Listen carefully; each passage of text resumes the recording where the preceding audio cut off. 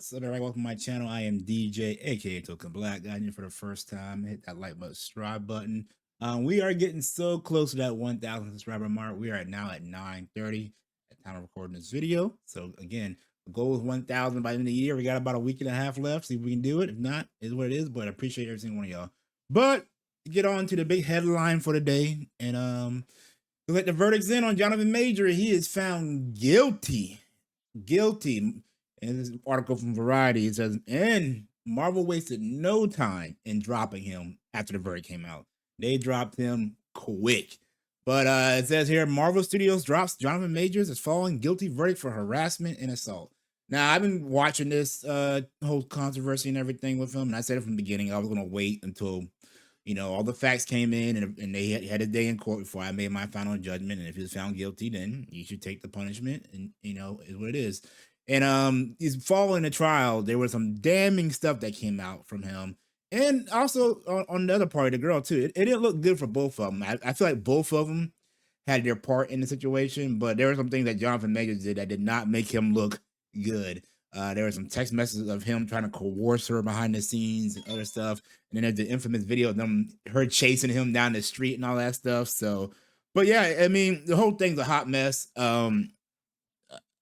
When you get in these domestic cases like that, it's always he said, she said, and there's always say three versions of his story, her story, the truth. The three stories. So, but let's read this article from Variety. It says, Marvel Studios has parted ways with Jonathan Major, the actor cast to play Kang, the central antagonist in the multiverse saga of Marvel Cinematic Universe, after he was convicted on December 18th of two misdemeanor counts of harassment and assault of Grace Jabari, his ex-girlfriend. So they knocked it down to two misdemeanor. I know he got found not guilty to more serious charges. So being a misdemeanor, he shouldn't do jail time. I don't think he'd probably do probation and stuff like that. So I don't see him going to jail off of misdemeanor. But it goes on to say, a source close to the studio confirmed in the decision to Variety that in the verdict, Majors was also found not guilty of one count of intentional assault in the third degree and one count of aggravated harassment in the second degree. So the major charges he was not found guilty of. The actor was arrested on March 25th on assault and harass charges after Jabari accused Majors of assaulting her in the backseat of a private car after she took his phone and read a text message he received from another woman. Jabari alleged Majors forcibly retrieved his phone from her, causing excruciating injury to her right middle finger. And when she exited the car, Majors hit her on the back of the head, then tried to force her back in the car, causing a cut behind her right ear. Now, that was all like the big thing, like, she's at the club, her finger's still hurting, all that stuff. But it goes on to say the 34-year actor denied that he assaulted Jabari. The defense team has alleged that she was the aggressor when she took his phone. I mean, kind of got a point there. During a nearly 2-week trial, the Manhattan District Attorney Office released a series of disturbing text messages between Majors and Jabari in an audio recording, and that has been used as evidence, including messages in which Majors seemingly attempted to persuade Jabari against going to the hospital following a head injury, and a message in which Majors threatened suicide. In the audio recording, Major tells Jabari that she needs to act like Coretta Scott King and Michelle Obama because he is a great man who is doing great things, not just for me, but for my culture and in the world. See, that was the part where I was like, ooh, dude, you're not looking good in this. You're not looking good. Since his arrest, Majors has been dropped by his talent manager, Entertainment 360, his publicity firm, the LED company. He is no longer involved with the protagonist picture film, The Man in the Basement. The U.S. Army also pulled Majors' campaign featuring Majors as did the Texas Rangers baseball team. Several other projects involving Majors included Spike Lee's The Understudy from Amazon and Dennis Rodman's film 48 Hours in Vegas from Lionsgate remains in limbo. But Marvel's decision to sever ties with the actor registers as the most high-profile professional consequences of Major's arrest and now conviction to the date. He first played as a version of the multiverse hopping villain Kang in the primary storytelling engine of the Marvel Cinematic Universe moving forward, and Major's character as the pivotal feature at the heart of it. This goes on to talk about, him and playing Ant-Man and everything. And it goes on, Variety reported that Marvel's executives led by the studio Kevin Feige discussed discuss possibly having to pivot away from Kang to focus on another major villain, which they're probably going to do now.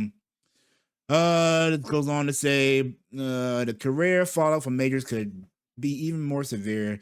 He began 23 as one of the most in-demand actors in the industry, co-headlining Creed 3 with Michael B. Jordan and earning a wild acclaim of Sundance Films and blah blah blah blah. So basically, this is the downfall of Jonathan Majors. Here's my take on the whole thing.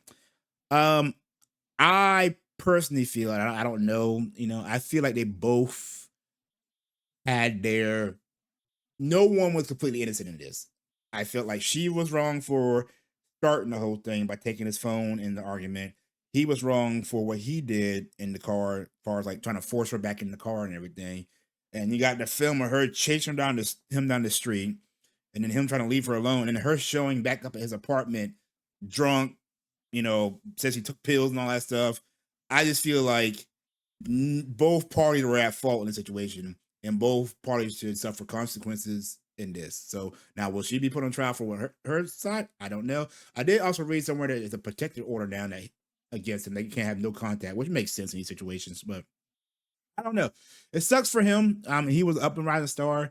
Will his career eventually recover from this? I hope so. I mean, he's a good actor, but like I said, you do these things, you're gonna have to pay the price sometimes. There's been other actors that have had even more severe things and came back after a while of silence and redeemed themselves in the public eye. But you know, I believe in second chances. Hopefully, he learns from this. Because the man's a good actor. I like the movies he did. It just sucks that you won't see him now for a while. If I was him, I would lay low for a minute. But yeah, I mean, it sucks. And it implicates for the Marvel. Now, I think they should, me personally, now that Kang is gone, they need to start bring Doom in the picture. Let's bring Doom in, find an actor to play Doom, make him the main focus of this villain and everything. It just sucks, man. I mean, add one more black eye to Disney, no pun intended in all this. I didn't say that. But yeah, this sucks. But yeah, that's just, so I guess this concludes. We finally know what's gonna happen to Jonathan Majors. He is done. Exo finito.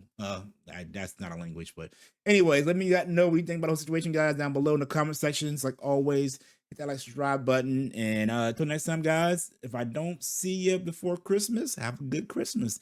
Till then, I'll see you when I see you. Peace.